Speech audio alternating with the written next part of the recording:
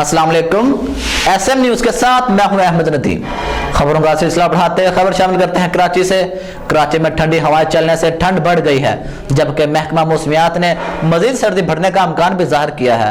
महकमा मौसमियात के मुताबिक शहर में इस वक्त दर्जा हरारत 13 डिग्री सेंटीग्रेड है, जबकि जुम्मे तक मौसम सर्द होने का इम्कान है। इसी हवाले से मजीद तफसीलात जानते हैं ब्यूरो चीफ जुल्फकार अली से। जी जुल्फकार, आगाह कीजिएगा। जी बिल्कुल, कराची में ठंडी हवाएं चलने से ठंड बढ़ गई है, जबकि महकमा मौसमियात ने मज़ीद सर्दी बढ़ने का इम्कान भी ज़ाहिर किया है। महकमा मौसमियात के मुताबिक शहर में इस वक्त दर्जा हरारत 13 डिग्री सेंटीग्रेड है, जबकि जुमे तक मौसम सर्द रहने का इम्कान है और हफ्ते से दर्जा हरारत मामूल पर आने लगेगा।